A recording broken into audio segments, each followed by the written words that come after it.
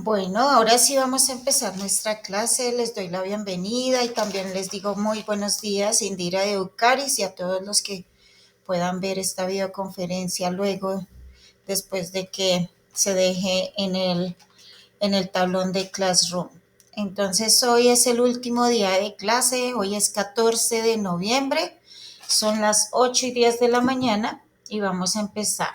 Entonces, hoy tenemos una temática sobre Ley de Habeas Data 1581 del 2012.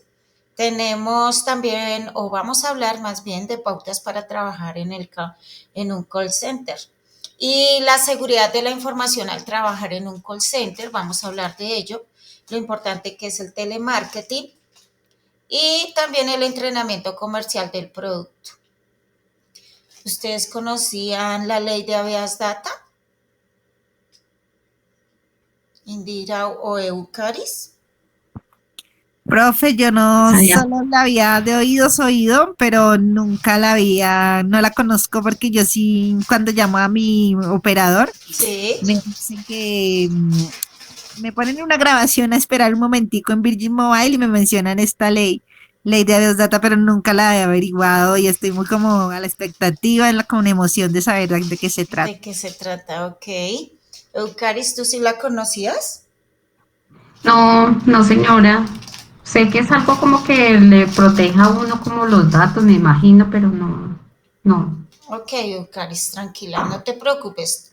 Entonces hoy es el día de aprender sobre esta ley. Bueno, y entonces vamos a empezar.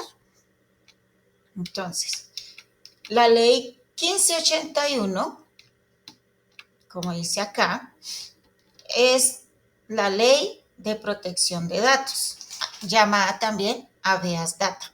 Bueno, entonces, ¿qué quiere decir que protege los datos? Pues simplemente que los datos son de quién. Cuando un cliente llega a una empresa y deja sus datos, deja su número telefónico, deja su nombre, deja su correo, deja su dirección, ¿cierto? Todos estos datos de a quién pertenecen, al usuario, ¿sí? A ese cliente, a nadie más.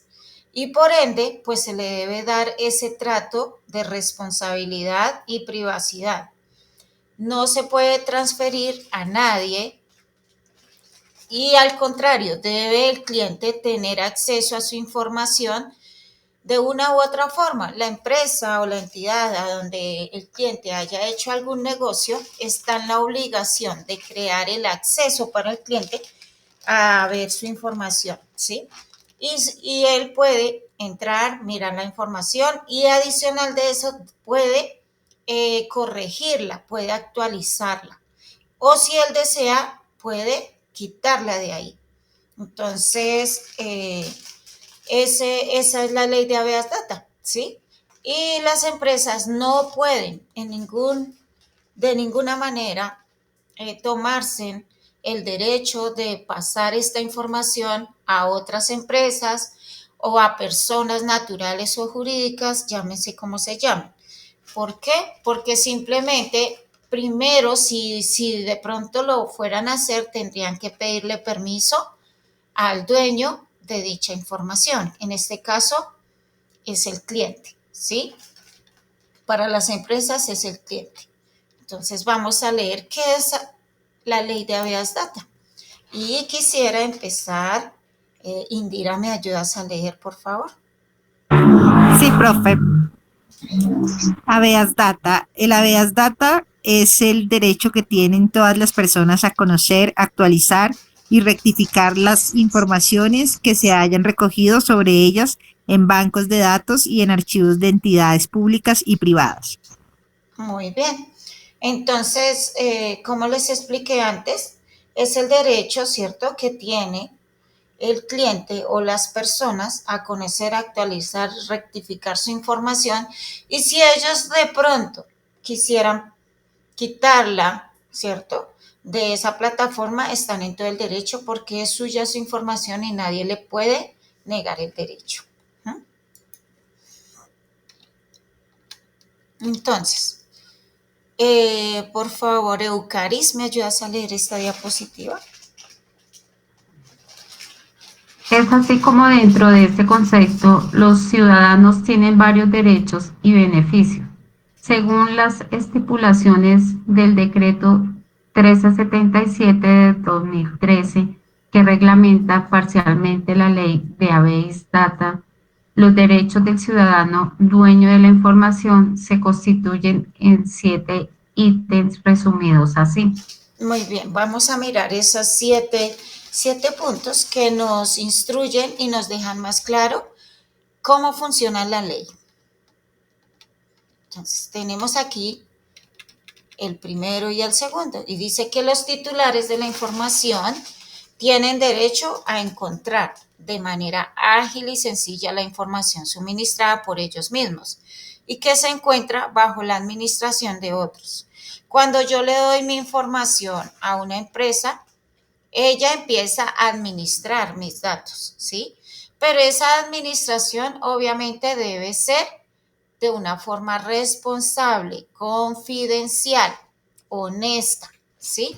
Y solamente se debe usar para el debido proceso según el cliente haya autorizado. El segundo, te voy a pedir, Indira, que lo puedas leer. Sí, profe.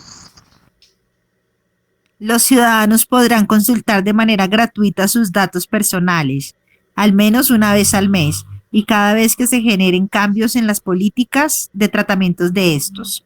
Muy bien. Entonces, nosotros como ciudadanos, usuarios, podemos manejar esa información y esos datos personales. Dice que al menos una vez al mes podemos entrar a esa plataforma donde están nuestros datos, ¿cierto? Según la empresa. Y cada vez que se generen cambios o políticas de tratamiento de datos, debemos pues entrar a mirar cómo está nuestra información, ¿sí? Si cambió en algo, si sigue igual, si hay que actualizarla. Entonces, esa es la ley. Dice el tercero, en caso de no recordar haberse inscrito en una base de datos, el dueño de la información podrá solicitar una prueba de la autorización inicial por la que fue inscrito.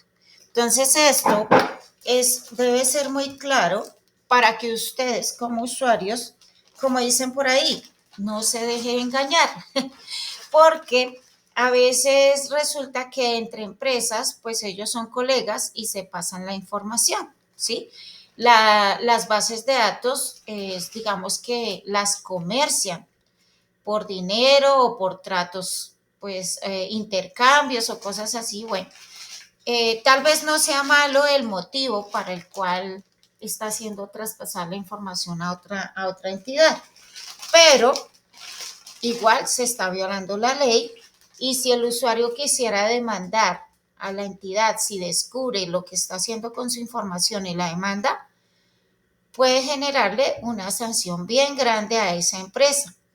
Y obviamente por daños y perjuicios, entonces le tienen que indemnizar o pagar un dinero por todos esos daños y perjuicios. Por eso es que es tan delicado. ¿Por qué?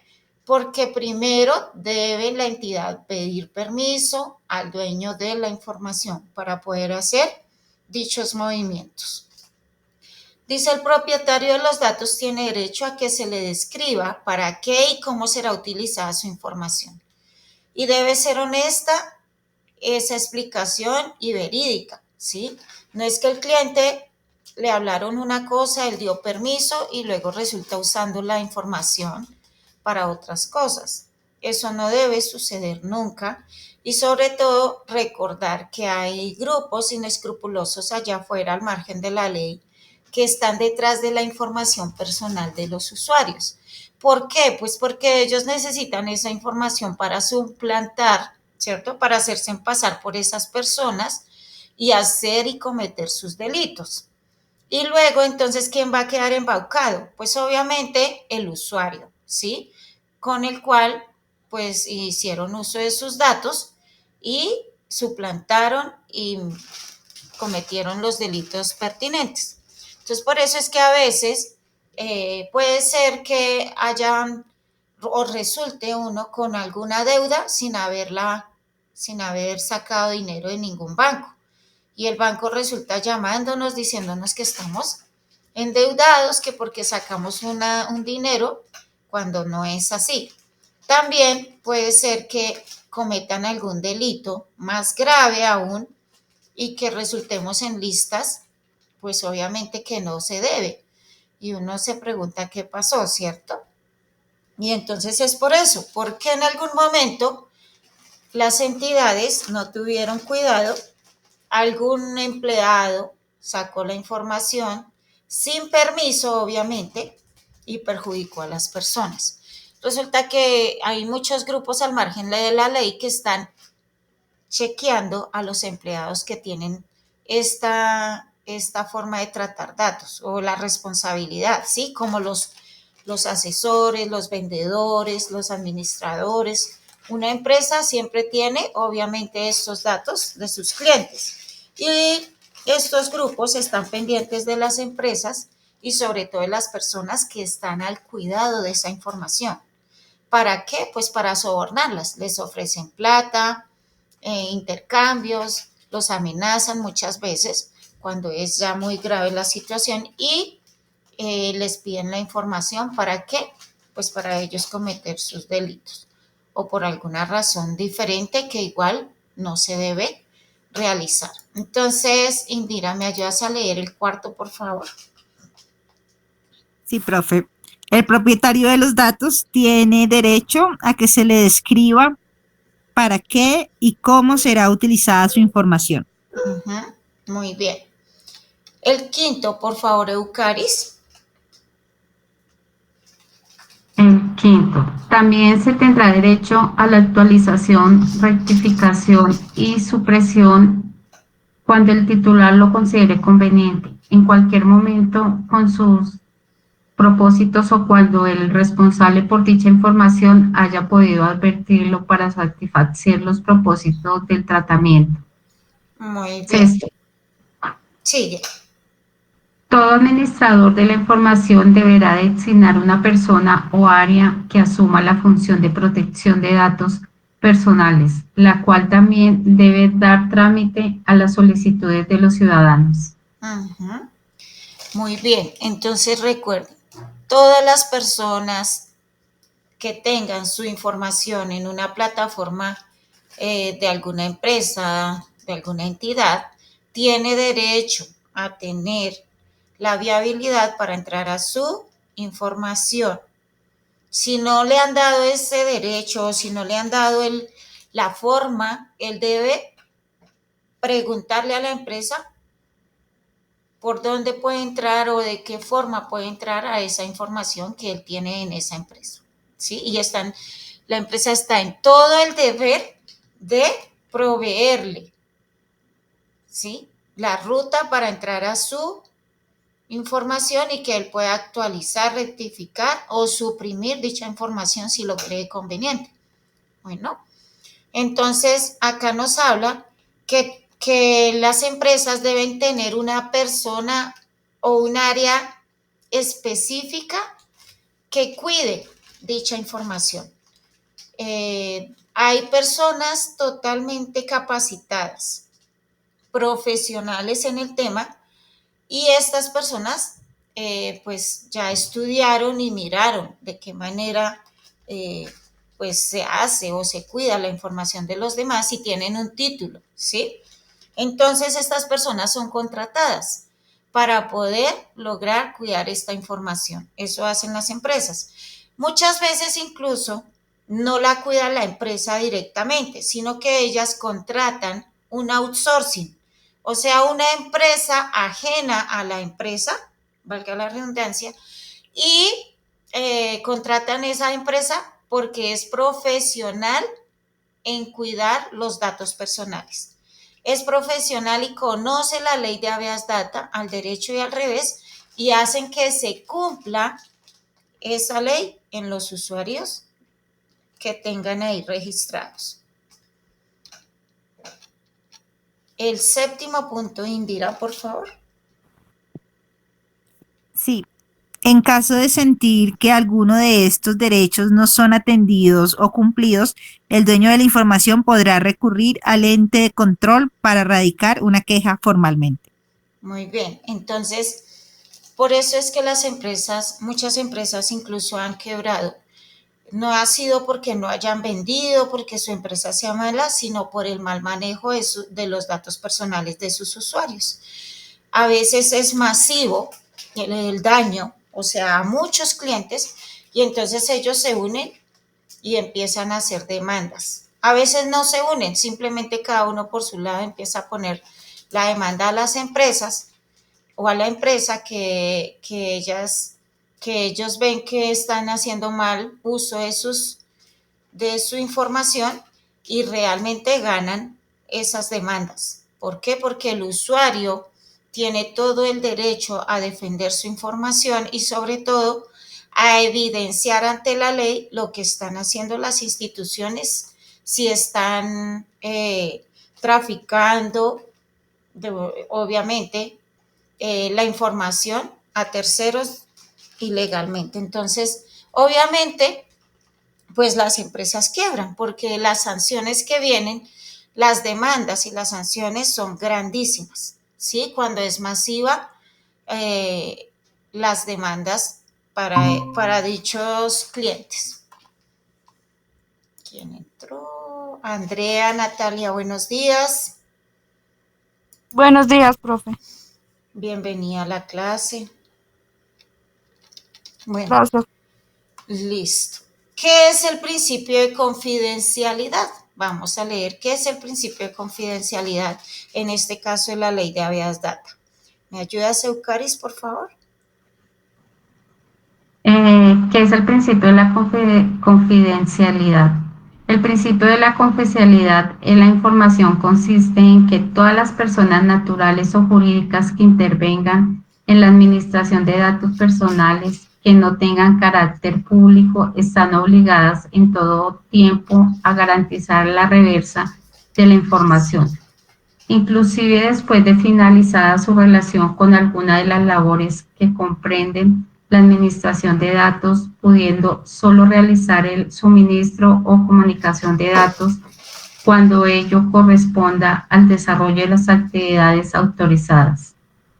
Muy bien. Entonces, lo que dicen acá es que todas las empresas, personas naturales, jurídicas, ¿cierto?, que intervengan en la administración de los datos personales de los usuarios, deben cuidar esta información, ¿sí? Incluso cuando ya digamos que yo compré un servicio, ¿no? O un producto, me hicieron la factura y esa información quedó ahí. Ya no tuve, o sea, ya no volví a hacer ningún acuerdo con esa empresa, no volví a hacer negocios, pasan los días, los años, los meses, los años, ¿cierto? Y aún así, estas empresas tienen todo el deber de guardar esa información y no hacerla evidente para nadie. ¿Por qué? Porque si lo quisieran hacer, tienen que pedirle permiso al usuario primero, independientemente de que todavía tengan negocios o no. La información sigue siendo del usuario. Y en ese orden de ideas, pues debe pedirle permiso para usar su información. No podemos estar pasando información de un computador a otro, de un chat a otro, a personas, a terceras personas, que de pronto ellas tengan buena intención, es decir, que sea para trabajar, ¿cierto? Está bien, sí, pero hay que pedirle el permiso al usuario primero. Si el usuario lo permite, está bien, pero si no, no hay que hacer ningún traspaso a nadie, a ninguna persona. ¿Listo?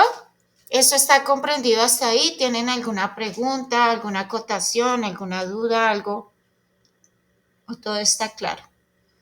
Indira, Eucaris, que estaban Sí, desde... señora. Ahora bien. Ok, entonces vamos a seguir aquí adelante. Protección de datos personales. Andrea, ¿tú tienes la forma de ayudarme a leer? Sí, señora, profe. Bueno, gracias. Dice protección de datos personales.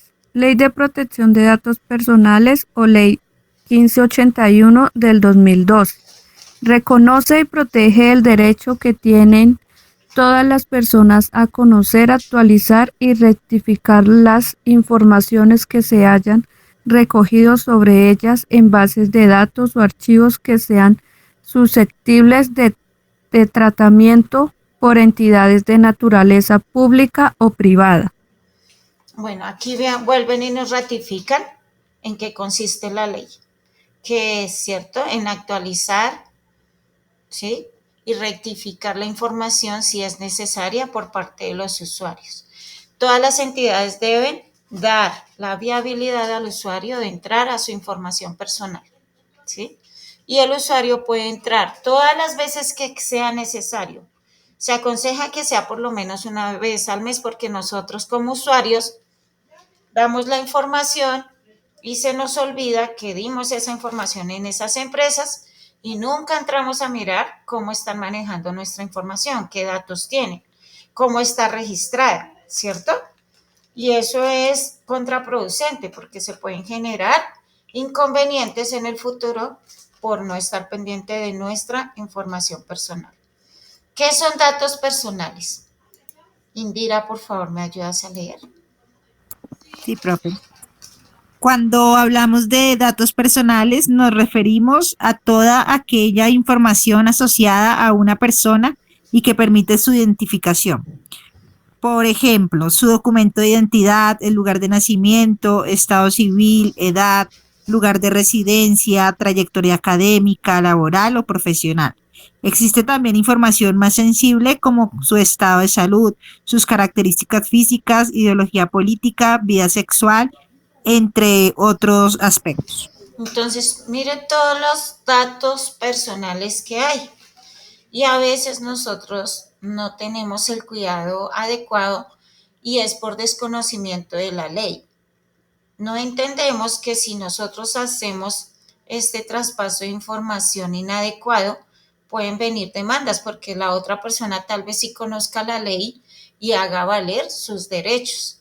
Y a veces, por no saber, pues obviamente, como dicen por ahí, pecamos por inocentes, dicen por ahí, pero no es inocentes, es desconocimiento de la ley y cuando estamos al servicio de los clientes, tenemos que entender, o al servicio de personas, tenemos que entender que esa información es privada, confidencial. Solo le interesa al dueño de dicha información, a nadie más. Entonces, no puedo estar traspasando o transfiriendo más bien información a terceros sin el debido proceso y autorización del usuario o cliente.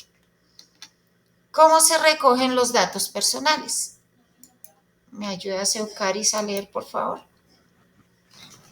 Los datos personales conforman la información necesaria para que una persona pueda interactuar con otras o con una o más empresas o identidades para que sean plenamente individualizadas del resto de la sociedad, haciendo posible la generación de flujos de información que contribuyen con el crecimiento económico y del mejoramiento de bienes y servicios.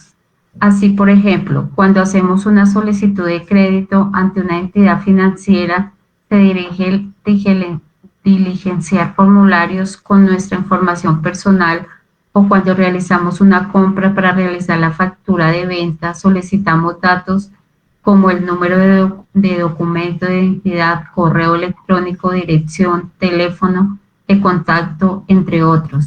La ley 1581 del 2012. Muy bien, entonces, ¿cómo se recogen los datos? Pues obviamente cuando nosotros como usuarios vamos a las diferentes empresas y hacemos algún trato comercial. Ellos necesitan nuestros datos para realizar las facturas, también para tener los debidos datos en sus bases, ¿cierto? En sus archivos para tener el registro de los clientes y de muchas maneras más, ¿sí? Pero de igual como ellos reciben esa información debe ser restringida, cuidada y obviamente solamente revisada por el dueño de dicha información, nada más. Vamos a seguir. Ahora vamos a hablar de la ley 527 de 1999.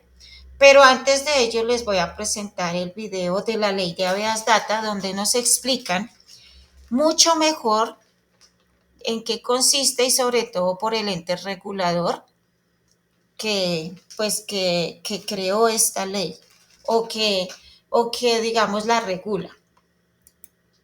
Vamos a mirar, es el video.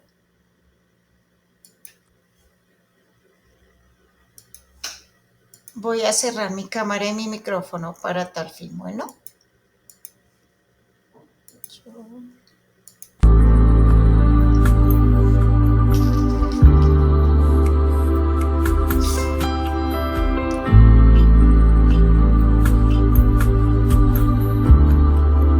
Recomendaciones sobre la ley habeas data. Conviértase en un empresario responsable y bien preparado que practica y aplica las recomendaciones de este video. Conozca algunas recomendaciones sobre la ley habeas data, pero antes recuerde que un empresario responsable cumple a cabalidad con los mandatos legales. Pero, ¿qué es habeas data? Es la protección de datos personales.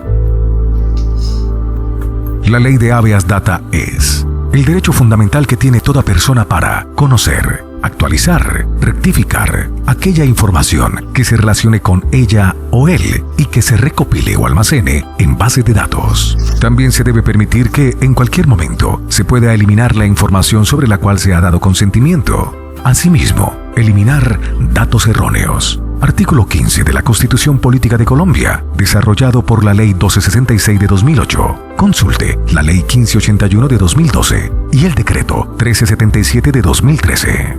¿Quiénes participan en el proceso de protección de datos? Observa un ejemplo que ilustra a los distintos actores que intervienen en el proceso de habeas data. Un ciudadano adquiere un producto o servicio en un establecimiento de comercio y autoriza expresamente para que se informe su comportamiento crediticio a las centrales de riesgo. Luego, el ciudadano se dirige a un banco y solicita un crédito.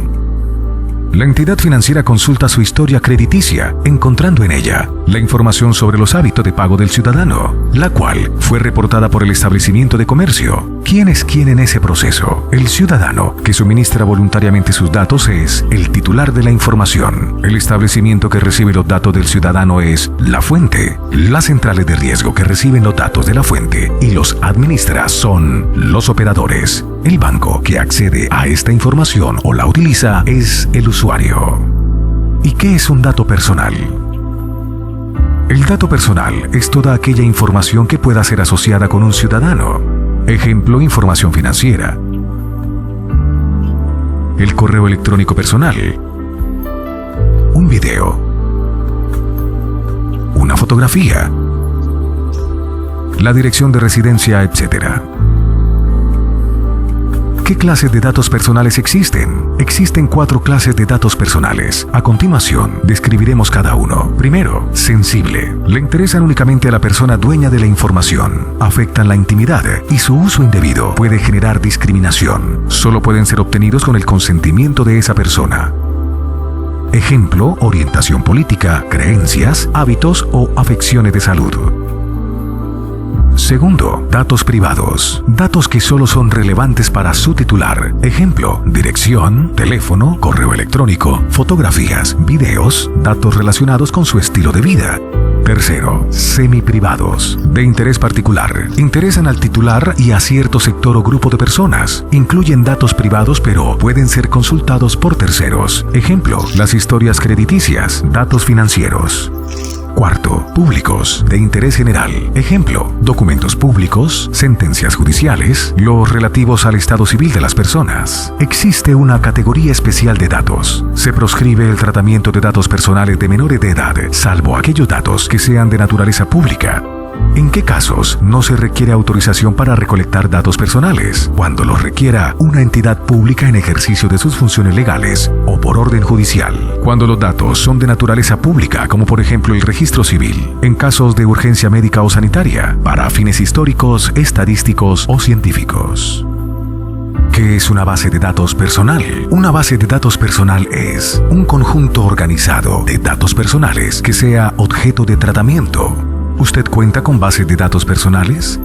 Es decir, bases de datos que contengan información íntima o sensible, semiprivada o privada, que no es pública. Si su respuesta es positiva, usted es el responsable de la información. Debe contar con la evidencia de la autorización del titular de esta y darle el debido tratamiento. ¿En qué consiste el tratamiento que debe realizarse a las bases de datos que incluyen datos personales? Existen políticas creadas por cada empresa que garantizan el correcto tratamiento de la información personal contenida en bases de datos. Consulte la Ley Estatutaria 1581 del 2012 y el Decreto número 1377 de 2013. ¿Cuáles son las 6 recomendaciones prácticas para empresarios bien preparados en la ley de Habeas Data? Primero, solicite autorización de sus clientes para usar la información personal que ha recolectado. Informe y publique los datos de los responsables y las políticas del tratamiento de la información. Señor empresario, usted debe velar porque la información personal sea recolectada y tratada apropiadamente. Segundo, informe a los titulares de la información cuál es el propósito de recolectar sus datos personales y cuál es su finalidad. Ninguna actividad puede condicionarse al suministro de datos personales sensibles. Señor empresario, custodie y proteja los datos personales que ha recolectado. Nunca los utilice para fines diferentes de los que fue autorizado. Si necesita incluir otro propósito, solicite nuevamente la autorización del titular. Tercero, cree canales de comunicación para que los titulares de la información accedan en cualquier momento a su información personal, previa verificación de la identidad y sin costo alguno para conocerla y actualizarla. Señor empresario, informe a sus clientes sobre los medios de que dispone la empresa para dar a conocer y actualizar los datos personales que almacena en las bases de datos. Cuarto, habilite canales de comunicación, preferiblemente electrónicos, para que los titulares de la información puedan realizar sus reclamaciones y quejas relacionadas con el tratamiento de sus datos personales. Señor empresario, responda y actúe oportunamente frente a las quejas y reclamaciones presentadas por los titulares. De acuerdo con el tratamiento de datos personales, las respuestas no deben superar los 15 días hábiles. Quinto, adopte las medidas técnicas, humanas y administrativas que sean necesarias para garantizar la seguridad a los registros, evitando adulteración, pérdida, consultas o acceso no autorizado o fraudulento. Señor empresario, proteja y custodie la información que ha recolectado. Nunca la entregue a terceros con propósitos diferentes a los acordados con los titulares de la información. Sexto, los titulares podrán consultar su información personal. La consulta debe ser atendida en los 10 días hábiles a partir de la fecha de recibo. Cuando no sea posible atender dicha consulta en este término, infórmele al ciudadano los motivos de la demora, señalando la fecha en que atenderá su consulta. Señor empresario, una consulta de solicitud de información personal nunca debe superar los 15 días hábiles. En todo caso, el titular puede solicitar la eliminación del dato en cualquier momento. Señor empresario, que no le pase a usted. El desconocimiento de la ley no lo exonera de cumplirla. Comprenda y evite posibles denuncias por incumplimiento y malas prácticas de la ley de Habeas Data.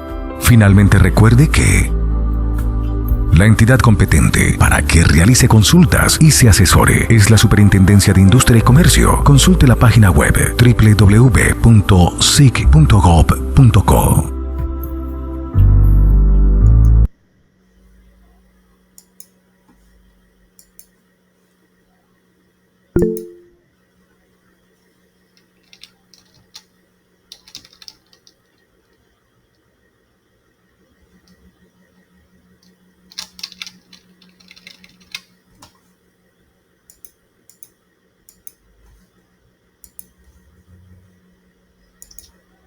Señora Indira.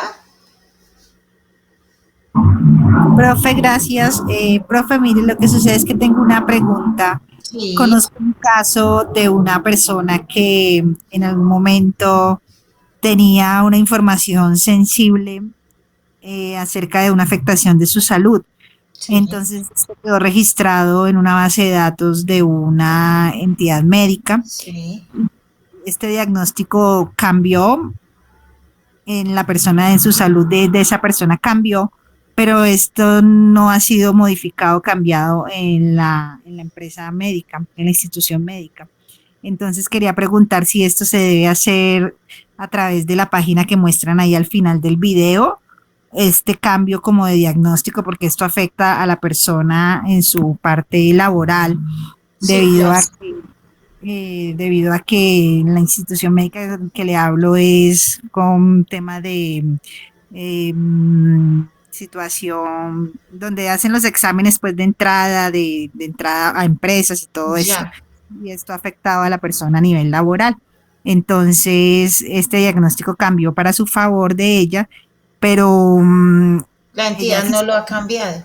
la entidad no lo ha cambiado. Entonces, esto se debe hacer directamente con la entidad o con la... Bueno, lo que primero tiene que hacer la persona es tener un certificado donde realmente médicamente lo ¿qué? O sea, lo declaren, ¿sí? Sano de esa enfermedad. Con ese certificado médico, él debe ir a dicha entidad no sé, o sea, como te digo, desconozco qué clase de entidad es, si es una entidad donde, digamos, solo toman exámenes o es una entidad de salud como un hospital. Es que hay no, varias, dime. donde toman exámenes Ok. solamente. Entonces, como ahí, digamos que al hacerle algún examen para verificar que estaba bien, para poder entrar a trabajar o a estudiar o hacer lo que fuera necesario, le salió mal ahí, entonces el que debe hacer, ir al médico, a su médico personal, sea de la EPS o sea independiente, y pues hacerse el tratamiento necesario de dicha enfermedad pues que le haya salido. Luego de haberse hecho ese tratamiento y el haber sanado, ¿sí? Esa persona haber sanado, ¿qué debe pedir? Debe pedir un certificado donde diga que él ya no tiene dicha enfermedad, que ya está sano.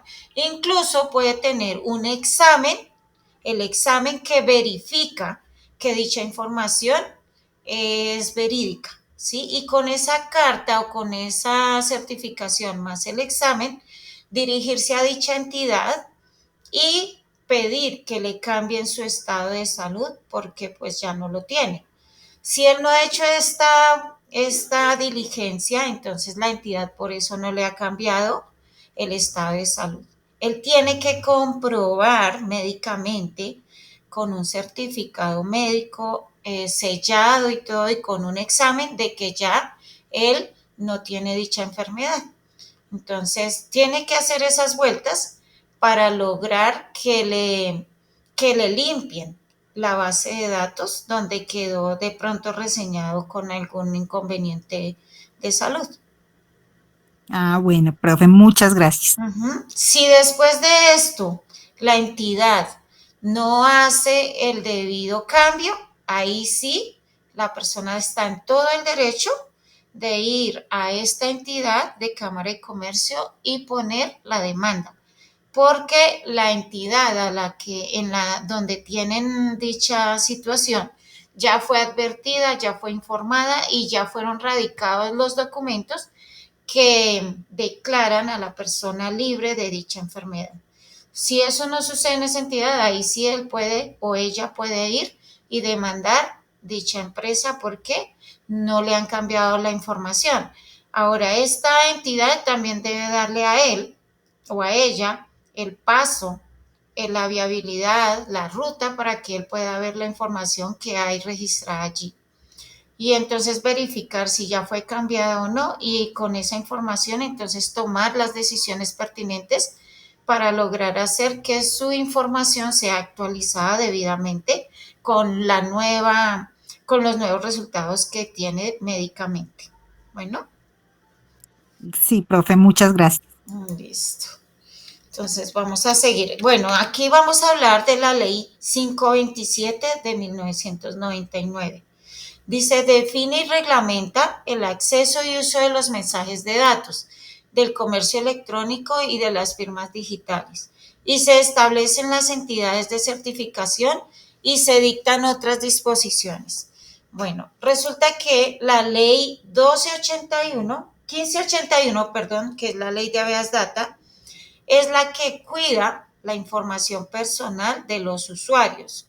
La ley 527 del 99 es la que cuida toda la información a través de vía electrónica, ¿sí? A través de los medios electrónicos. Entonces, para que lo tengamos en cuenta. La ley 527 de 1999 regula todo lo que tiene que ver con mensajes de datos. Y por favor, Andrea, ¿me ayudas a leer esta información, esta diapositiva? Sí, señora. Dice, mensaje de datos. La información generada, enviada, recibida, almacenada o comunicada por medios electrónicos, ópticos o similares como pudieran ser, entre otros. El intercambio electrónico de datos, Internet, el correo electrónico, el telegrama, el teles o telefax. Muy bien.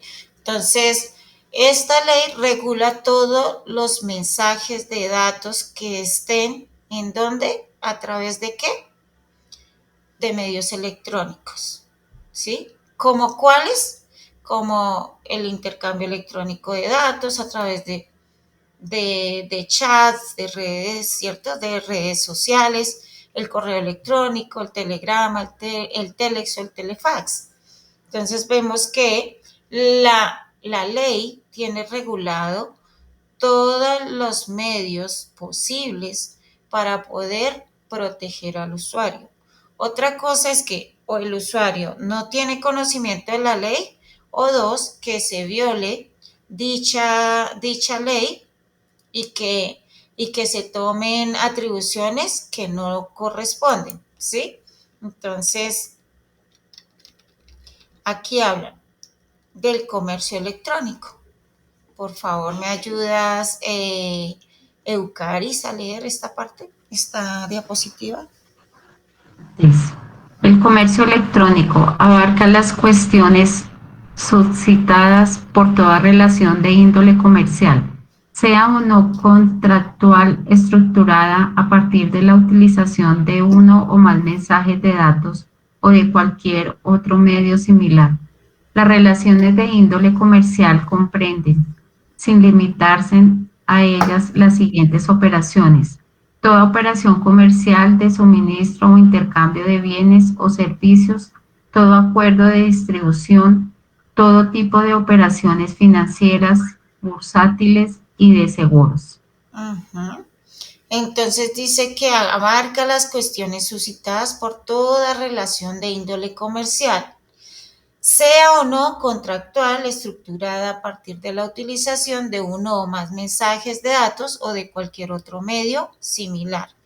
Entonces, mire todo lo que pasa. Esta ley regula todo el comercio electrónico que se realiza a través de los negocios electrónicos que suceden, ¿sí?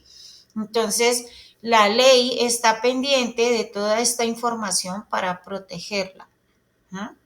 A veces pensamos que no, pero sí, la ley protege al usuario siempre y también a las empresas. Las empresas deben estar regidas por dichas leyes y obviamente ellas están enteradas de cómo funciona esta ley o las leyes que protegen al usuario. Por eso, cuando ellas llaman, las empresas, ¿sí?, hacen contacto con el cliente, siempre le advierten: esta llamada está siendo monitoreada, regulada por, bueno, ¿cierto? Por la ley de habeas data o el tratamiento de datos personales, ¿sí? ¿Por qué? Porque ellos tienen que curarse en salud, tienen que advertir que ellos están bajo los parámetros de las leyes colombianas y sobre todo que protegen al usuario. ¿Mm?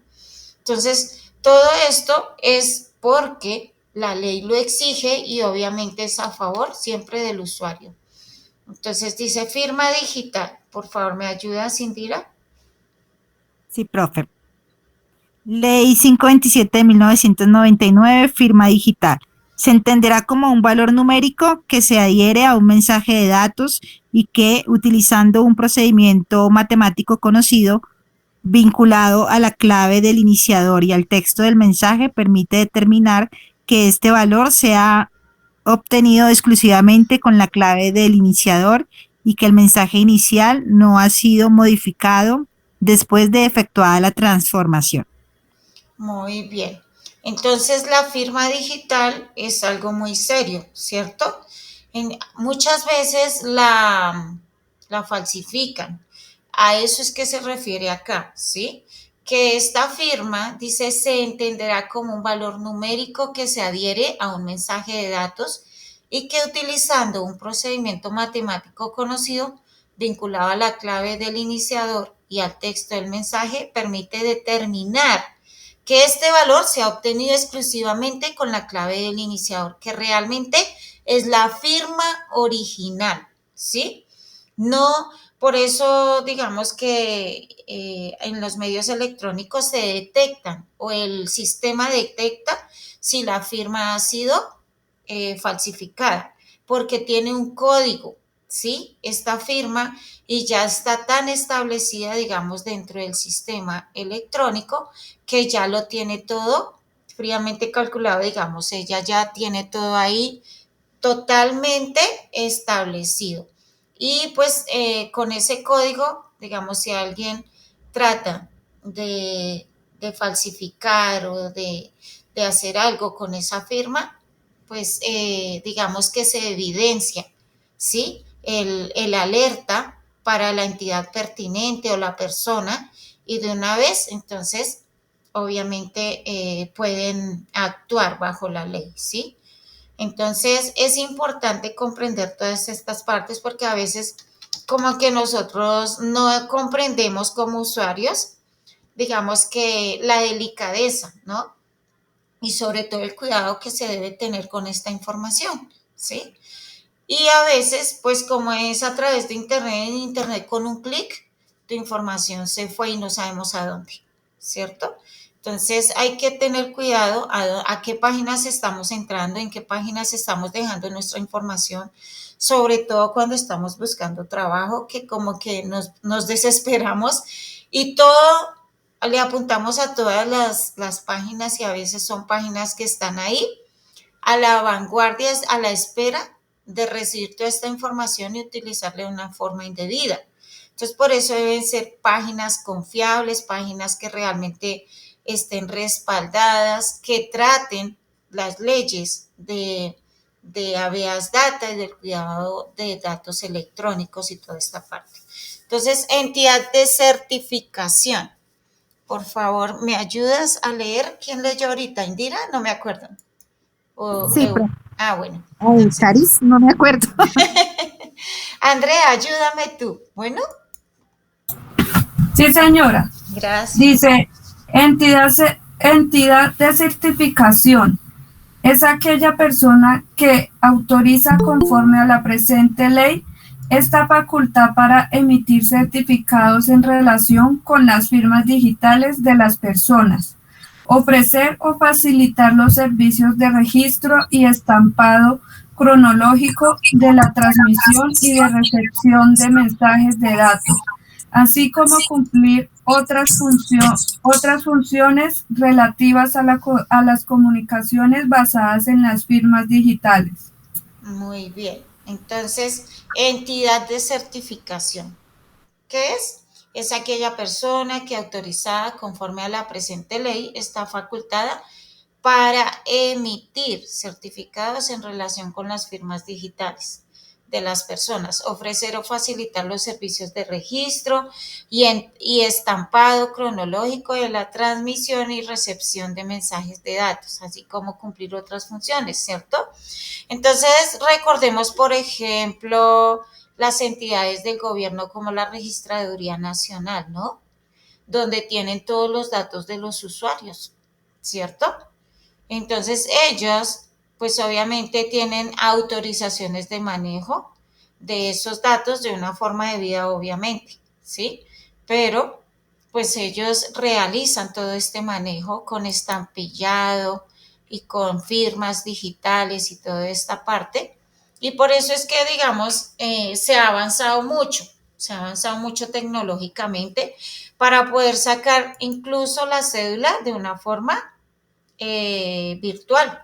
Ya no tenemos que ir hasta la registraduría ni hasta a ningún lado, mejor dicho, ¿sí? Sino que todo se da a través de vía electrónica y todo es regido a través de las leyes que protegen al usuario, que protegen a las personas de fraude o de cualquier delito, que pues hay muchas personas allí al otro lado de la pantalla esperando que alguien se equivoque, que alguien haga un mal trámite, que alguien envíe los datos de una forma indebida para ellos hacer uso de esos datos incorrectamente e involucrar al usuario.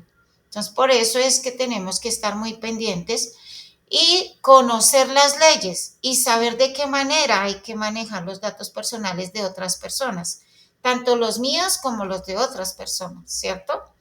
Entonces, aquí está el intercambio electrónico de datos y el sistema de información. Indira, ¿me ayudas a leer estos dos, por favor? Sí, profe. Intercambio electrónico de datos, EDI. La transacción electrónica de datos de una computadora a otra que está estructurada bajo normas técnicas convenidas al efecto. Sistema informático. Se entenderá todo sistema utilizado para generar, enviar, recibir, archivar o procesar de alguna otra forma mensajes de datos. Muy bien. Entonces, miremos acá el intercambio electrónico de datos. Dice que es la transmisión electrónica de datos de un computador a otro.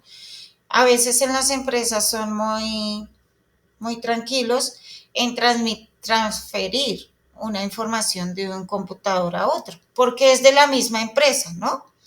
Pero se debe tener restricción y además el permiso adecuado de las personas indicadas dentro de la empresa que se encargan de cuidar dicha información. Ellas deben estar enteradas de los movimientos que se hagan con esa información porque no se puede transferir datos de un computador a otro sin la debida autorización de las personas pertinentes en el cuidado de los datos, ¿sí? No se puede transferir información de un computador a otro si no está la autorización. Debe haber una autorización, porque es que es información sensible, información que puede llegar a causarle mucho daño a una empresa o al usuario si no se tienen los cuidados correspondientes. ¿Ah? Entonces, realmente es de cuidado en todos los aspectos. ¿Qué es el sigilo profesional? Vamos a leerlo y te voy a pedir, Eucaris, que tú me ayudes a leerlo. El sigilo profesional. El secreto profesional es la obligación legal que tienen ciertas profesiones de mantener en secreto la información que han recibido de sus clientes. Al contrario de lo que ocurre con tipos de deberes de confidencialidad, el secreto profesional se mantiene incluso en un juicio. Muy bien. Entonces, hay profesiones que se van a dedicar a tratar, a escuchar, a saber información muy privada de los usuarios. ¿Como cuáles profesiones? Un médico, un doctor, ¿cierto? Un psicólogo, un abogado. Todos ellos se van a dedicar al usuario y ellos van a saber información demasiado sensible de estas personas o de los clientes que ellos tengan o atiendan, ¿sí? Y ellos no están obligados a dar ninguna información de sus clientes así la ley lo necesite. ¿Por qué? Porque ellos están bajo una protección como profesionales en dichas carreras. A ellos los protege una ley y no son obligados a evidenciar dicha información de sus clientes en ningún momento. Si la ley o cualquier entidad investigativa sobre algo, o sea, sobre los clientes que tengan estas personas, estos profesionales, necesita información, ellos deben acudir a investigar de otra manera, no a través de estas personas, de estos profesionales. Y por eso es que en muchos momentos estos profesionales han sido amenazados o de pronto han tenido que cambiar de país porque de alguna manera los han perseguido por saber alguna información de personas, pues digamos que tienen alguna situación con la ley o alguna situación importante y que pues son perseguidos por ello. Pero los profesionales, el abogado, el médico, el psicólogo, entre otros, porque hay más, no pueden ser obligados a dar información de sus clientes de ninguna manera porque ellos tienen esta protección por la ley. Y además, antes de ellos graduarse, hacen un juramento y es ese, ¿sí? Es ese, donde ellos se comprometen a guardar la información de sus clientes, ¿sí? A tener esa confidencialidad, ¿sí? Con sus clientes y no pueden obligar, nadie los puede obligar a decir algo de sus clientes, alguna información que ellos no autoricen, ¿sí? Que sus mismos clientes no los autoricen. Entonces, por eso se llama sigilo profesional. ¿Alguna pregunta hasta ahí? ¿Alguna acotación? A ver, Indira. Profe, una pregunta. En el caso de un profesional médico, según este juramento que él hace, pero si algún familiar de su paciente necesita tener como conocimiento del diagnóstico y no lo tiene de mano de su paciente y él recurre al médico, ¿el médico debe aún callar esto? Con la familia sí es diferente. Tiene que el médico hablar con la paciente, porque es así, el médico tiene que hablar con la paciente y decirle, o sea, aconsejarle que es importante que pueda hacer partícipe a su familiar o a su familia de lo que le está pasando. Muchas veces el paciente restringe al médico de informar a su familia de lo que tiene, ¿sí? Pero muchas veces el médico no puede actuar, digamos, médicamente con el paciente si su familia no sabe, porque muchas veces su familia tiene que dar autorización para hacer algunos procedimientos. Entonces lo que hace el médico es advertirle a su paciente que si ella no autoriza a que él hable con su familia y que pues ellos sean los que den la autorización, entonces él no puede hacer nada y ella se tiene que ir del hospital porque prácticamente no está haciendo nada, ¿sí? Entonces ahí el médico tiene que hablar con la paciente entonces pues tiene que acceder de alguna manera con su familia a que ella sepa. Muchas veces estas personas no desean que su familia sepa, muchas veces por miedo, de pronto porque cometieron algún error y por eso están en ese estado, y otras veces es por no preocupar a su familia, ¿sí? Pero en ese orden de ideas, pues entonces, ¿quién va a ver por ella? ¿Cómo van a autorizar? Porque realmente cuando es algo ya muy grave, el médico tiene que recurrir a su familia para la autorización pertinente de los exámenes, de las operaciones o de las intervenciones necesarias médicas que tenga que hacer la entidad, ¿no? Entonces, funciona de esa manera. Gracias, profe. Bueno, entonces, pautas para trabajar en un call center. ¿Ustedes han trabajado en un call center? ¿Quién ha trabajado en un call center? Dianis, buenos días, bienvenida. Qué pena que no te había dado la bienvenida. Dianis. Bueno, Eucaris, ¿sí? ¿Has trabajado en un call center? Sí, señora. Ay, ¿cómo te fue? Bien, pero ahora tengo un pequeño dilema. Sí. Por la edad no me reciben. Profe, buenos días. Hola, Dianis, ¿cómo estás? Bienvenida. Bien, Bueno. sí, señora, es que quería subir el volumen y nada y nada. Ah, no, tranquila, está bien. Quería decirle que yo sí trabajé en un on-call, pero voy a dejar a mi compañerita primero ahorita. Bueno, tranquila, sí, señora. Por la edad, ¿cómo ha sido Eucaris? Si eso no debe influir ya. Pues No, eso sí siempre influye. Yo por lo menos siempre he trabajado con medicamentos, Sí, ¿sí? Entonces yo ya llevo más de 20 años y ya ahorita tengo 54. ok, Pero entonces yo perdí un trabajo por ir a presentar las pruebas en otro lado, ya, en otro depósito. Y sí, allá pasé pruebas, pasé todo. Cuando me preguntaron la edad, en ese entonces tenía 50 años, me dijeron no.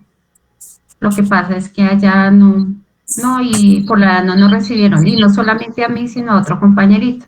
Por eso a veces dicen, y en otros lados he escuchado que prefieren dos de 25 que no uno de 50. Entonces siempre, ni crea, pero eso existe. sí, sí, ok, entiendo.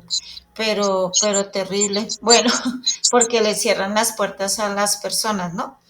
Pero sí eso sucede en muchas entidades donde pues tienen como establecidas hasta cierta edad, ¿cierto? Pero pues es un problema, digamos, social y laboral que está sucediendo y es que las personas después de los 50 como si ya no fueran útiles, ¿no? Y realmente pues no es así, pero está pasando mucho ¿en qué? En estas empresas laboralmente.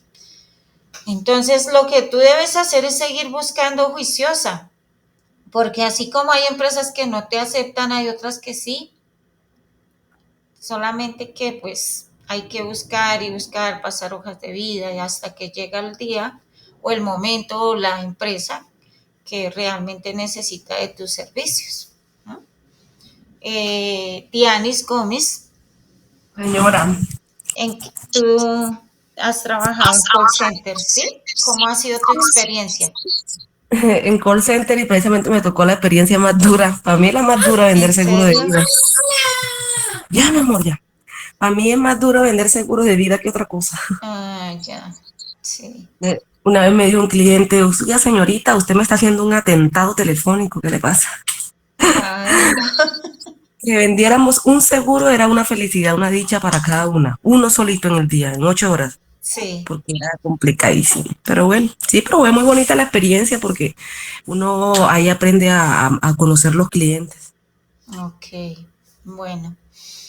También depende del call center donde entren y también depende del producto que estén vendiendo, como en el caso de Dianis Gómez, que pues estaba vendiendo seguros y pues son productos que pues tienen, es difícil, ¿no? La venta y pues no todas las personas quieren seguros, obviamente, ¿cierto? La mayoría no los quieren, ¿sí? Porque pues bueno, muchas veces se presentan situaciones con estos seguros de que habían dicho que cubrían tal cosa y luego el usuario va a hacer uso de ese seguro y resulta que no cubría nada, que finalmente solo cubría tal cosa. O sea, cambian como las políticas y eso es lo que ha fallado con esos seguros. Sí, profe, no, y que últimamente, profe, a la gente la están matando por un seguro, los hijos. Exacto. Uy, no, Eso está terrible. terrible. Sí. Entonces, por eso ya nadie quiere asegurar a nadie. En serio. Sí. Bueno, entonces vamos a mirar cuáles son las pautas para trabajar en un call center. Entonces, ¿qué es un call center? Un call center es un centro de llamada, ¿sí? Dice conocido en inglés como call center. Es un área donde agentes, asesores, supervisores o ejecutivos especialmente entrenados realizan o reciben llamadas de clientes externos o internos, socios comerciales, compañías asociadas u entre otros. Entonces es un centro de llamadas donde pues obviamente se reciben muchísimas llamadas porque si es centro de llamadas pues todos los clientes van a acudir ahí si necesitan algún servicio, ¿cierto? Entonces vamos a seguir adelante donde dice que qué tecnologías tiene un call center. Pues tiene una infraestructura telefónica, obviamente, una infraestructura de datos y debe ser fuerte esa red de datos para sostener toda la infraestructura, ¿cierto? Un distribuidor de llamadas entrantes, es decir, que donde entran todas las llamadas y de ahí se dirigen al área o al sector correspondiente según la empresa, ¿cierto? Un sistema de respuestas interactivas de voz es donde graban, hacen una grabación de, ¿cierto? De una, como de un mensaje, y cada vez que el cliente llama, pues sale ese mensaje, contesta la computadora.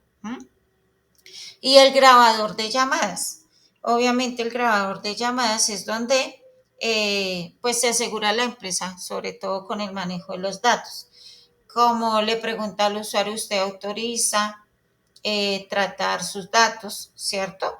Y el cliente, pues, si dice sí, esa llamada queda grabada como prueba de que el cliente dio autorización de manejar sus datos personales.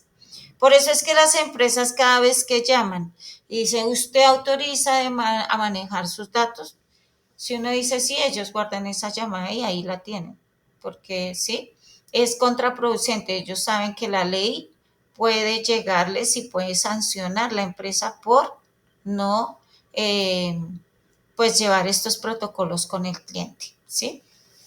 Entonces, cuando a mí me llaman empresas ajenas que yo nunca he dado mis datos y me dicen que si autorizo el manejo de mis datos, obviamente yo no autorizo, al contrario, le pregunto de dónde sacó mis datos, por qué los tiene, si yo nunca le he dado mis datos a usted. Entonces, muy bravos y enojados, pero usted autoriza manejar sus datos.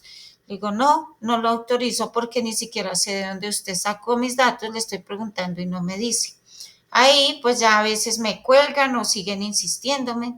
Definitivamente yo nunca autorizo manejo de mis datos si no he dado a esa entidad, obviamente, mis datos personales en algún momento.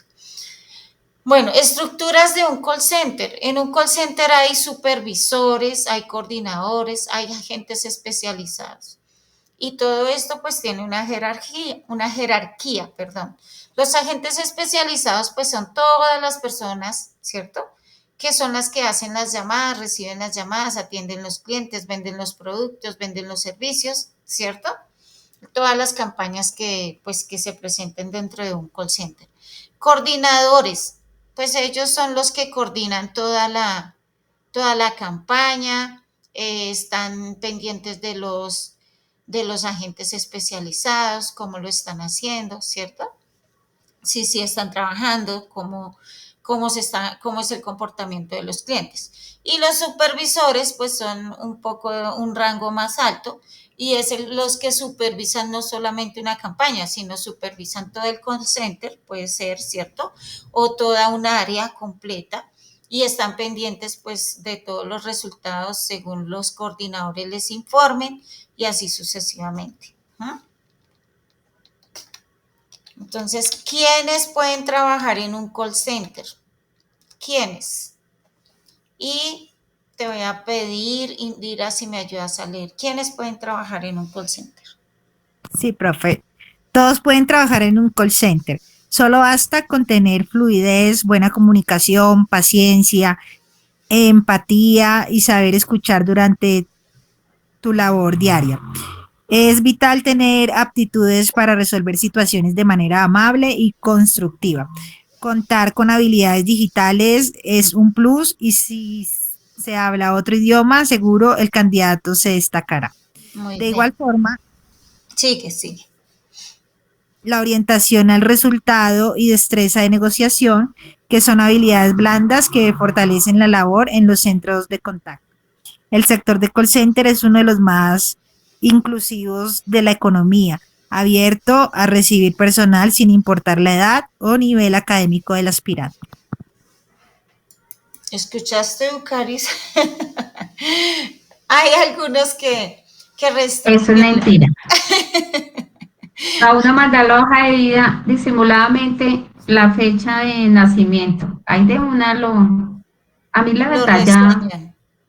sí, lo reseñan a uno, eso es una mentira, eso es, y hay unas que le dicen a uno, por lo menos yo que siempre he trabajado con medicamentos, Sí. ellos sí, y por lo menos Ético Serrano, ellos son O sea, y no es tanto por la empresa, sino la persona que está gerenciando, porque el señor piensa que nunca va a llegar a ser viejito. Entonces, Sí, lo que pasa es que, ay, no sé por qué aquí en Colombia pasa eso, ¿sí? En países como Estados Unidos y en otros países europeos, las personas después de los 50 son las personas más serias, más responsables y digamos que tienen oportunidades todavía, les dan las oportunidades y son trabajadores muy responsables y son trabajadores que son serios y las empresas son muy contentos con ellos allí. Pero yo no sé por qué en los países latinos, digamos que se han dado el lujo de rechazar a estas personas. ¿No? Entonces le cuesta a una persona de 50 años ser autosuficiente, no por la falta de deseo, sino por la falta de oportunidades, porque le cierran las puertas ya por la edad. Pero no debe ser así, o sea, eso es algo en contra de la ley de la persona, en contra de la ley general según la Constitución, porque todas las personas tienen derecho a un trabajo digno, ¿sí? Siempre y cuando estén bien de salud y todo, ellas tienen derecho y se puedan mover, tengan las habilidades, obviamente ellas tienen todo el derecho de ejercer su profesión o su oficio o lo que sepan hacer. Profe, Entonces, señora. una vez yo estuve en una entrevista para trabajar como cajera en la Olímpica, ¿sí? Olímpica de Sí, los supermercados.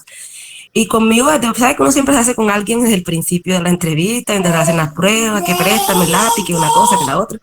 Me hice con una señora, pues tenía, creo que eran 52 años. Y me dio mucho pesar porque todo iba bien, la señora contestó súper bien, le fue bien, pero cuando llegó el momento de decirle si pasaba o no, el man le dijo que no podía pasar porque por la edad. Pobrecita, ya se fue en llanto. ay, no. Entonces, ella le preguntó que simplemente le diera un motivo, que por qué la edad, y el man le dijo que era que porque él necesitaba personas ágiles. Y entonces a mí me gustó la respuesta que ella le dijo. Ella le dijo, ¿cómo así que personas ágiles? Si usted se puede dar cuenta, nosotras las mamás somos las que le llevamos, o sea, le ayudamos a los hijos a que no estén despistados. Es decir, que las personas con la edad que yo tengo, sí, estamos más concentrados en lo que, en la vida, en lo que En es lo que hay importante, que hacer, sí. que una persona joven. Y en parte tiene razón. Sí. A mí me dio mucho pesar esa señora, porque ella estaba muy ilusionada con el puesto y eso. Entonces le dijeron que no, que por la edad. No, imagínate. Es sí, triste. ellos son los mismos de, o sea, olímpicas son los mismos de Éticos Serranos. No ve que yo por eso perdí, o sea, me sacaron de la otra empresa que era Internacional de Drogas, porque me fui yo dizque a pasar pruebas, sí, cerca porque, o sea, nos negaron la esta, pero sí es por la edad, porque uno de los que gerencia todo eso, el señor nunca, yo creo que va a llegar a ser viejito, pero Sí, eso sí, allá sí, sí es sí. mejor y yo pienso que siempre para uno ingresar a una empresa es mejor uno decir la edad para no ir a perder ni lo de los buses ni nada de eso. Que de una vez le digan si sí o no. No, ellos ¿sabes qué hacen? Sí, sí, tranquila, venga, porque ellos quieren ver mucha gente para ellos escoger. Y después, pues ya cuando tienen mucha gente, a ellos se les hace fácil decir quién sí, quién no. Ay, no. Bueno, dice perfiles que se requieren para trabajar en un call center. Tranquila, Andrea, no te preocupes. Bienvenida de nuevo. Bueno, perfiles que se requieren para trabajar en un call center. Andrea, ¿tú lo puedes ayudar a leer, por favor?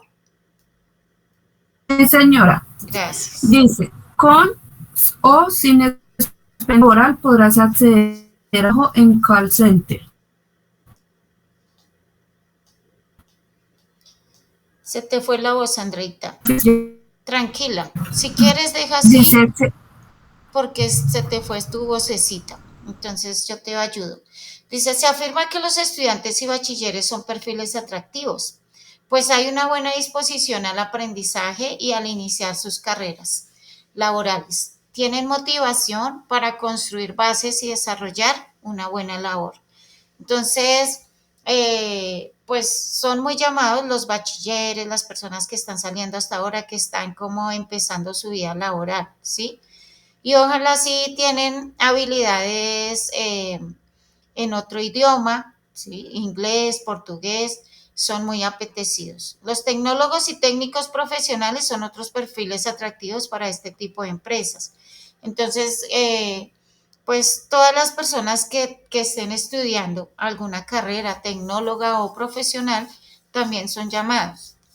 Yo conozco varios casos de jóvenes que están pues trabajando y estudiando su carrera, ¿sí? Están en call centers y están estudiando su carrera, pues mientras tanto se dedican a los call centers y ahí es una pues buena salida para ellos porque ahí pueden ser autosuficientes y mientras tanto estudian también, ¿no? Su carrera para finalmente dedicarse a lo que más les gusta, ¿no?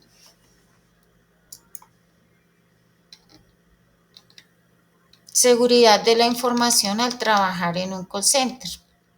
Entonces, acá dice, los datos de los consumidores se han convertido en objetivo de los ciberataques.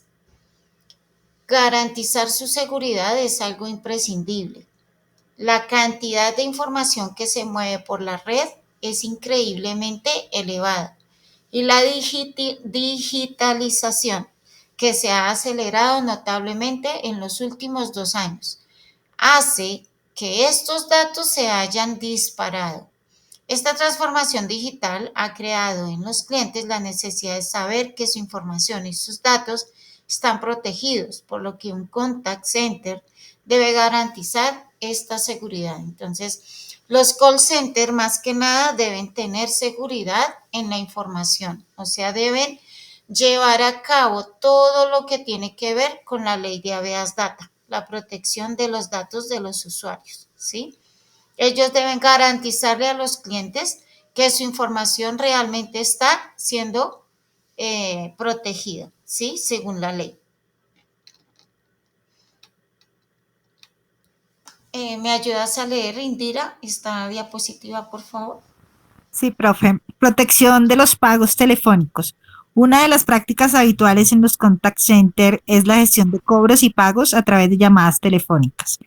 Para que estas transacciones puedan realizarse de forma segura, es imprescindible cumplir con la normativa PCI DSS, una norma que garantiza que la información que se maneja de tarjetas de pago es gestionada de manera segura y confidencial. Muy bien. Entonces aquí hablan de toda la información que contable o de toda la información financiera, de toda la información transaccional a través de compras, ¿sí?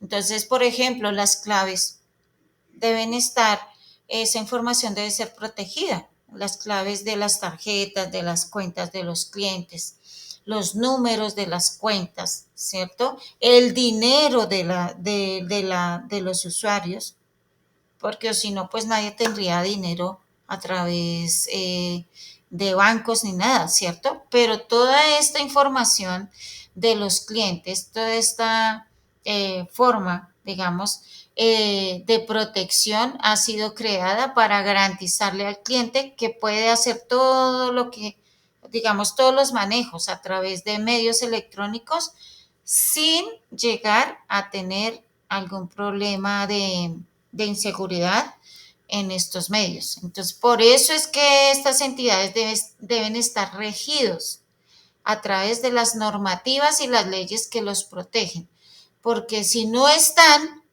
pues obviamente si sucede algo, pues no pueden responderle al cliente y ellos obviamente tienen que pagar sanciones muy altas por no tener esa rigurosidad con respecto a las leyes que protegen toda esta información, digamos, delicada de los clientes, ¿no?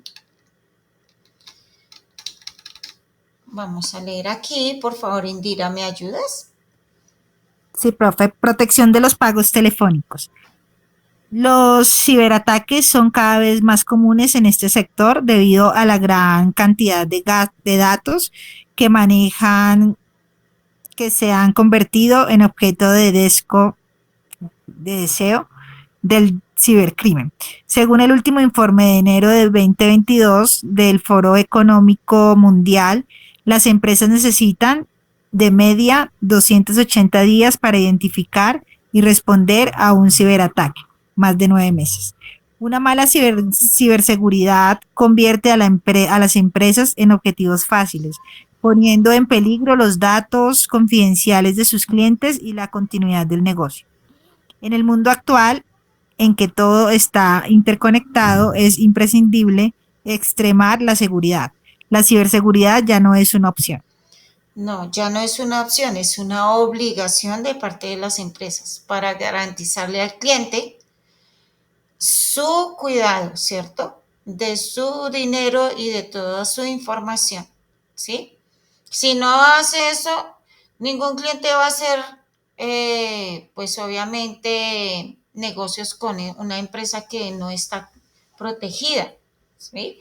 Porque mire lo que dice ahí, que según el último informe de enero del 2022 del Foro Económico Mundial, dice que las empresas necesitan de media 280 días para identificar y responder a un ciberataque. Ustedes se imaginan, y muchas veces no pueden detectar quién fue. En muchas oportunidades se pierde el dinero, obviamente, en la mayoría, porque después de que tú das un clic, ¿a dónde vas a coger esa plata? ¿A dónde la vas a recuperar?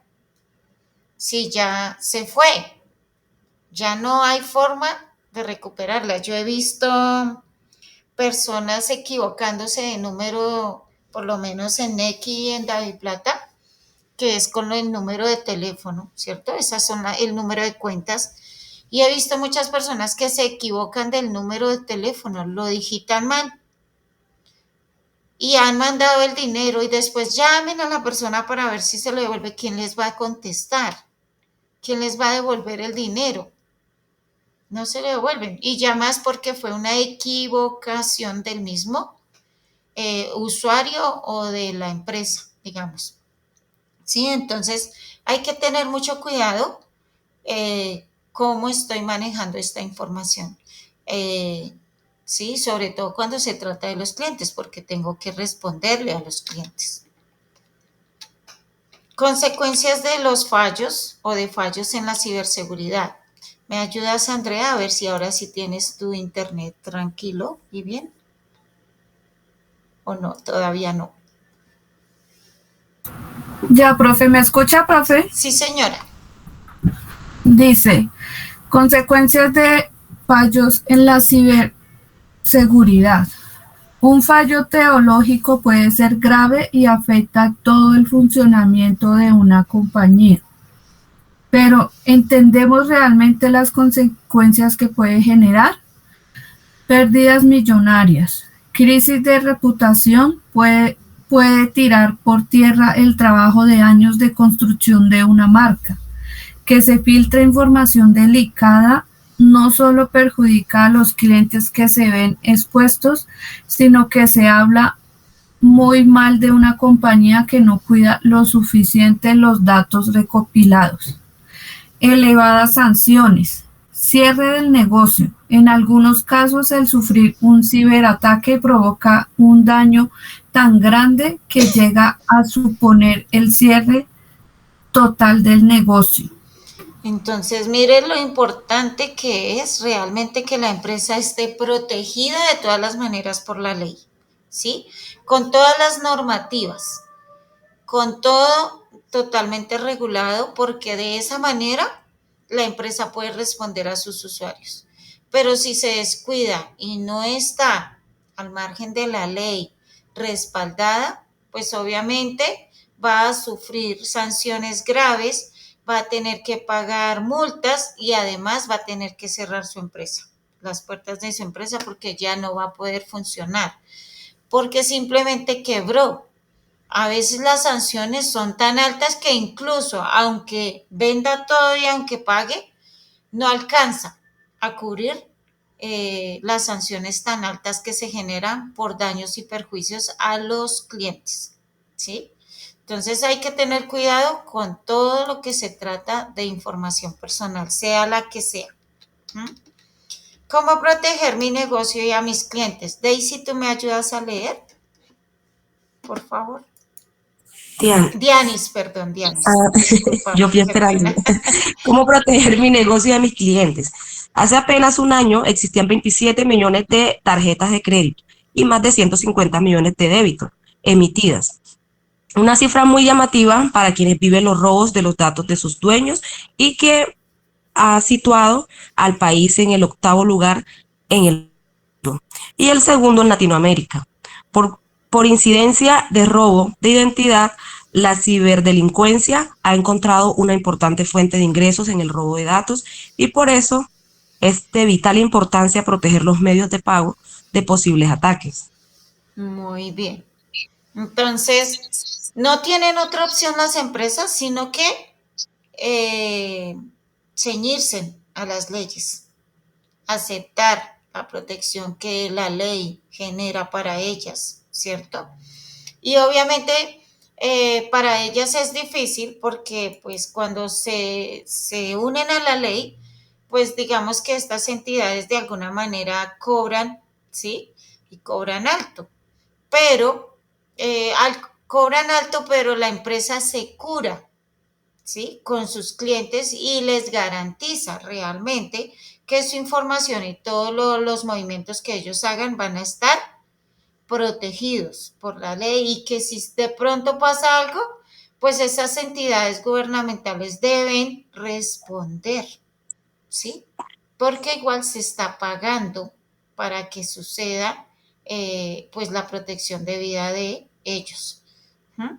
Pero deben estar ceñidas a esas leyes. Si no lo están, entonces la empresa tiene que acarrear con todas las demandas y con toda la responsabilidad que indica el responderle a los clientes. Y es algo bien pesado, muy duro. Entonces, es importante estar regidos por las leyes y los cuidados adecuados, por las normativas. ¿Cómo proteger mi negocio y a mis clientes? ¿Me ayudas, Indira, por favor? Sí, profe. La normativa PCI DSS, antes mencionada, es un estándar de seguridad que tiene como objetivo reducir el fraude relacionado con las tarjetas de crédito, incrementar la seguridad de los datos que intervienen en las transacciones online. Si su organización procesa, guarda o transmite datos de tarjetas, tiene la obligación de cumplir con el estándar o se puede enfrentar a elevadas sanciones. Por lo tanto, todos los contact centers, independientemente de su tamaño, deben cumplir con la norma. La certificación PCI DSS es una verificación con validez internacional y avalada por todas las marcas: Visa, Mastercard, JCB, Discover y American Express. Muy bien. Entonces, esas son normativas que protegen todos los manejos a través electrónico, ¿sí?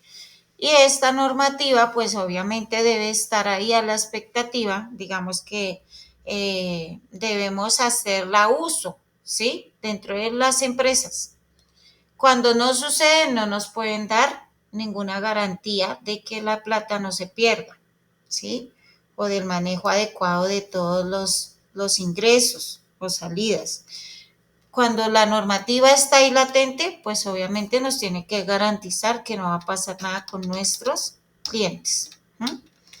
Vamos a mirar aquí por qué es importante escribir un guión de ventas. Un guión de ventas, pues es aquel que las empresas escriben para sus asesores para que ellos puedan adherirse a ese guión y sobre todo encontrar el enfoque, ¿sí? El enfoque de lo que van a hacer. Puede ser de ventas, puede ser de asesoría, de atención al cliente, de muestreo, para sacar una cita. Pero estos guiones son los que ayudan mucho a los asesores a lograr realizar el objetivo por el cual la empresa le está pagando. Entonces dice que existen algunas razones convincentes para escribir un guión de ventas telefónico y por las que los ejecutivos inteligentes usan estos formatos de comunicación. Dice, construye confianza. Entonces, ¿me ayudas a leerlo, Eucaris? Ese segundo párrafo y el tercero también. Construye confianza. Tener un conjunto escrito de respuestas a las posibles objeciones de seguridad a los vendedores, sabiendo que no serán tomados por sorpresa con preguntas u objeciones inesperadas. Recuerdas que lo más importante es el cierre. El guión recuerda a cada vendedor que el objetivo es el cierre u obtener una cita. Los guiones se enfocan en la parte importante de la conversación, pedir la venta y cerrar el trato. Muy bien.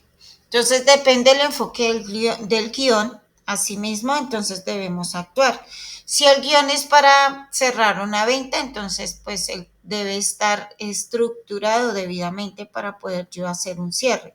Si el guión es atención al cliente, entonces debe tener una estructura de información adecuada para que el cliente quede bien informado y satisfecho, ¿sí? Y así sucesivamente. Si es para sacar una cita, entonces obviamente el guión debe estar estructurado de acuerdo a la forma donde el cliente pueda dar una respuesta a una propuesta de cita. Dice, no olvides los puntos clave. Cuando cuentas con un guión de ventas, puedes recordar los puntos clave de las características del producto que fácilmente se pueden pasar por alto si solo confías en tu memoria. Entonces, obviamente, debes tener una agenda, unos apuntes adecuadamente organizados, porque pues así es como se va a detalle. Pero cuando tú te confías de tu mente, muchas veces se te escapan esos detalles y por eso es que no logras hacer los cierres o no tienes el resultado de aceptación de alguna cita o algo con el cliente. Depende para que estés llamando o te estén llamando. Pasos para recibir un guión de ventas, para escribir, perdón. Entonces te voy a pedir, Dianis, si me ayudas a leer el segundo párrafo.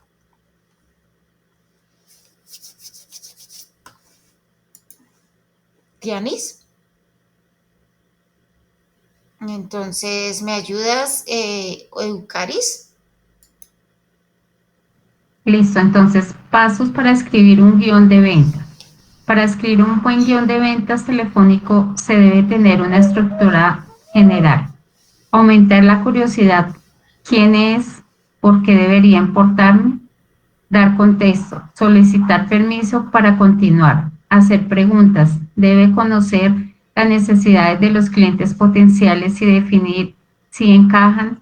Obtener información. Descubre la sensibilidad al precio, el cronograma de decisiones, etc.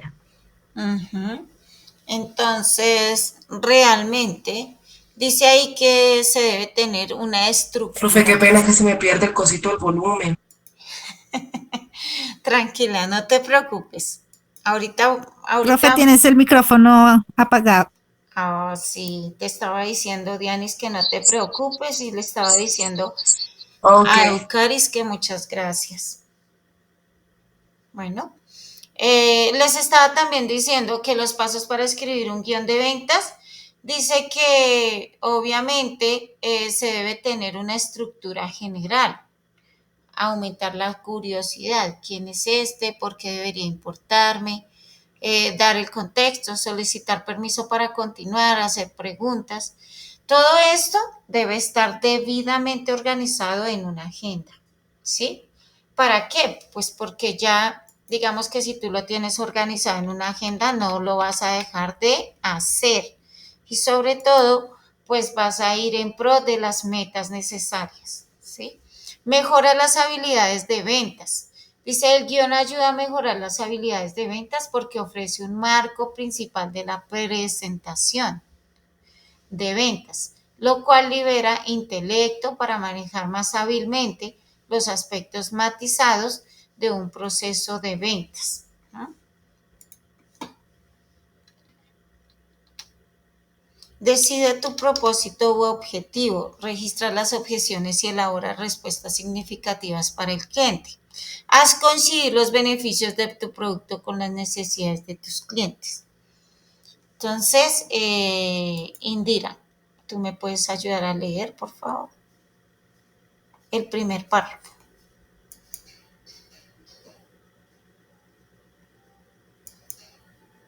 Ok, Dianis, ¿me ayudas?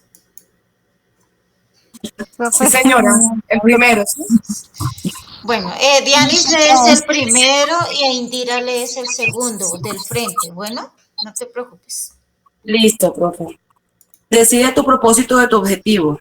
¿Deseas hacer una venta, conectar una cita, establecer relaciones con los clientes, renovar tu contrato o obtener una diferencia? Cuando establezca contacto debes perseguir un objeto concreto. Muy bien, siempre que se haga un guión, debe tener un enfoque, debe tener ¿un qué? Una meta principal, sea vender, sea sacar una cita, sea asesorar a un cliente, darle la información, pero ese guión debe tener un enfoque, una meta. Indira, ¿lees el que está al frente, el párrafo que está al frente, por favor? profe, ¿este que dice registra las objeciones? Sí, señora. Registra, bueno, profe, registra las objeciones, perdón, y elabora respuestas significativas para el cliente. Finalmente, debes enumerar todas las objeciones que los clientes te puedan plantear y usar tus beneficios para superarlas. Las 5 objeciones más comunes que se suelen plantear son tiempo, dinero, compras, necesidades de aprobación del jefe o cónyuge e indecisión. Da una salida efectiva a cada una de ellas. Muy bien, muchas gracias. Entonces, dice que registra las objeciones y elabora respuestas significativas. Ustedes saben que en ventas siempre hay objeciones de los clientes. Unas objeciones tienen sentido, es decir, que sí existe, digamos, la pregunta y que sobre todo hay un porqué. En otras, existen las preguntas, pero no hay un porqué, simplemente es porque el cliente está evadiendo como la venta o no lo quiere comprar y entonces pone objeciones por doquier. Vamos a, por favor, a leer el tercer párrafo que es el grande de abajo. Eucaris, ¿me ayudas? Haz coincidir los beneficios de tu producto con las necesidades de tus clientes. Visualiza tu cliente ideal y afina tu perspectiva. Necesidades y deseos en relación con las características y beneficios de tu producto o servicio. Debes definir además cuáles son los problemas en concreto de tu producto resolverá al cliente. Supongamos que estás contactando a ejecutivos de marketing para hablarles sobre tus servicios de desarrollo web, de la web. Es más vital centrarse es como tu tecnología web, aumentando los clientes potenciales entrantes en lugar de mencionar tu alto nivel de experiencia en programación. Es verdad que en este negocio debes ofrecer ambas cosas, pero los clientes tienen como principal interés que mejores sus problemas de marketing. Muy bien. Dice, haz coincidir los beneficios de tu producto con las necesidades de tus clientes. Entonces No se toca... escucha, profe. Ya, muchas gracias. Les estaba diciendo que debemos tener un enfoque y que hacer coincidir los beneficios del producto con las necesidades de los clientes. Por eso es importante, pues, obviamente conocer los clientes, hacerles preguntas para saber las necesidades de ellos y pues poder realizar la venta adecuada según las necesidades del cliente y cómo se encaje mi producto a esas necesidades. ¿Mm? Entonces aquí tenemos algunos ejemplos de guiones. En este caso, este guión dice que este guión es para generar una cita. Entonces dice, concéntrese en el problema del cliente potencial. ¿Me ayudas, Indira, por favor? Sí, profe. Guión para agendar citas. Concéntrese en el problema del cliente potencial. Hola, soy fulanita Soy de la Indira compañía. Marcela Ríos. Hola, soy Indira Marcela Ríos de la compañía de uno. Sí, sí. Es mi último trabajo, qué pena. Ok, ¿Cómo está bien. estás? La razón por la que llamo es que desarrollamos un software que notifica a los reclutadores cuando los clientes contratan a sus candidatos y se les olvida decirles que Algo no. que no funcionaba en D1, ¿qué no funcionaba? Se les olvida decirle que, o algo que funcionaba, pero no lo decían y fallaban siempre. Pues, habían problemas internos como mucha rotación de personal, pero así que sucediera con el cliente, de pronto que cambian los precios así de un momento a otro Los y no sé. precios o a veces no había también como, ¿cómo se dice? No hay, en D1 a veces no hay bastantes productos para generarle al cliente, pues que él pueda llevar lo que quiera. A veces uno tiene que ir a D1 y comprar lo que haya.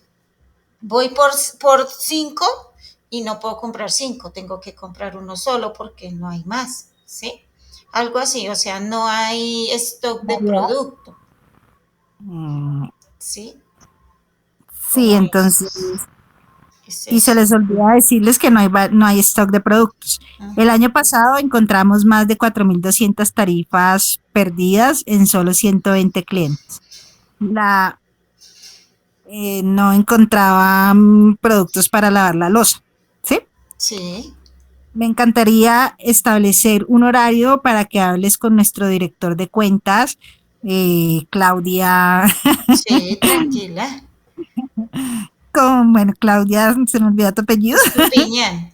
Claudia Estupiñán, porque creo que podemos identificar los candidatos que no fueron cobrados. O Sí, atendidos, o no atendidos. fueron, ¿sí? Dice, tienes 20 minutos y entonces le das la fecha. ¿Cuándo? 14 de noviembre hasta el 18 de noviembre del 2023.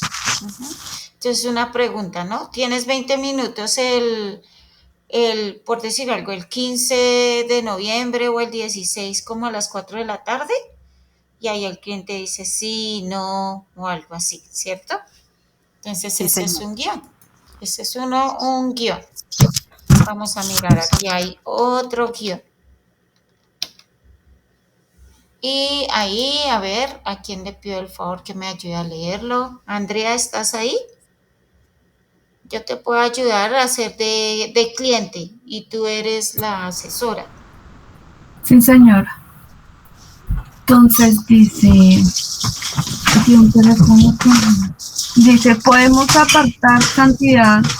podemos apartar 10 minutos la próxima semana para hablar más.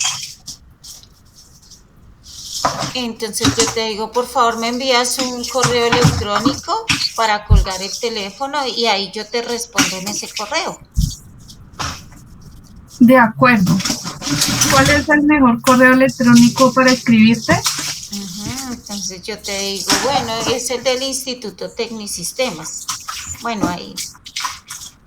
Genial, te enviaré un correo electrónico e incluiré algunos momentos posibles solo para enviarlo en horarios razonables. ¿Hay algún día que funcione mejor para ti?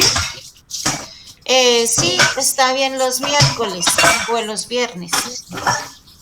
Por lo general en las mañanas o tardes. Me gusta más en las mañanas. En las mañanas como a las 10 de la mañana. Genial. El día viernes en la hora a las 10 de la mañana funciona para mí. Te enviaré una invitación de calendario como marcador de posición. Muy bien. La nota. Dice, nota, si el cliente potencial dice que no tiene tiempo para apartar la cita, haz una pregunta sobre su mayor problema y si solicita una dirección de correo electrónico si aún no la tiene. Luego dile en concreto lo que le enviarás e intenta que el correo no sea genérico, sino personalizado con sus necesidades. Realiza un seguimiento por correo electrónico pidiendo una cantidad de tiempo pequeña. Muy bien. Entonces ese es un guión para agendar una cita inmediatamente. Tiene ese objetivo. Aquí hay un guión telefónico, utiliza la curiosidad de los prospectos. Entonces, gracias. Este guión, por favor, lo puedes leer Dianis y Eucaris. Dianis puedes hacer de vendedor y Eucaris de prospecto. Sí, señora. Eucaris, ¿estás ahí? Espérate a ver, confirmamos que Eucaris esté. Sí, señora. Ah, bueno. Profe, imagínese que no escucho casi. Oh, ¿en serio? Yo no sé qué le pasó a esto. O sea, la escucho como si estuviera hablando por teléfono. Quiero que se escuche como ahorita, como altavoz, pero no. ¿Qué sería? Pues ya escucho, pero muy poquito. A ver, yo miro mi altavoz. A ver, por acá. A ver si de pronto soy yo. ¿Me dices ahí? No, profe, no. ¿No? Vamos a hacer el párrafo y ahorita me salgo de la clase y entro otra vez a ver. Bueno, señora, tranquila, no te preocupes. Listo. Entonces me dice que voy de qué, de vendedora. Sí. Sí. Listo. Entonces, gestión telefónico. Utiliza la curiosidad de los prospectos. Hola, Noemí. Soy Lan de la compañía Acme. ¿Cómo estás? Estoy bien. ¿Qué puedo hacer por ti? Ah, no, mentiras. Yo era la que tenía que haber contestado. ¿Qué puedo hacer por ti? Ajá, exacto. Dianis. Listo. Ah, bueno. Noté una cantidad de sus anuncios en Facebook y Twitter, conversaciones haciendo solo unos pocos cambios.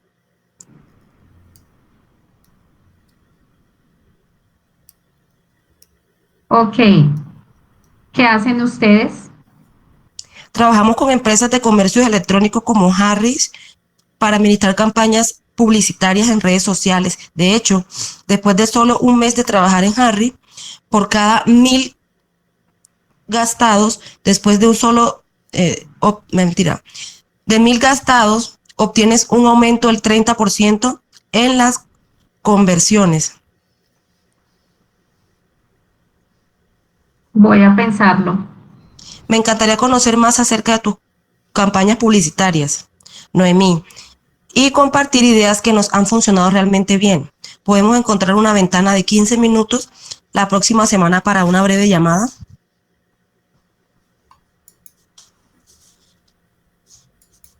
Sí. Ok. Entonces, gracias, Eucaris, y gracias, Dianis. Entonces, esos son guiones que tienen objetivos específicos, ¿sí ven? Con su información competitiva, cada uno tiene una forma de ser, este agendamiento de demostración, y aquí ya empieza el telemarketing.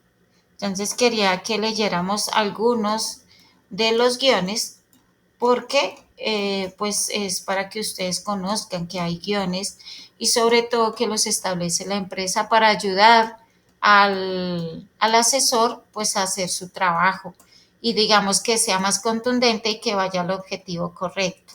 ¿Mm? Entonces, en ese orden de ideas llegamos al telemarketing. Este es un tema de la tarde. ¿Hay alguna pregunta con respecto a los temas que hemos visto hoy, con respecto a las leyes de habeas data y la 527, la protección de datos electrónicos? ¿O todo está bien hasta ahí?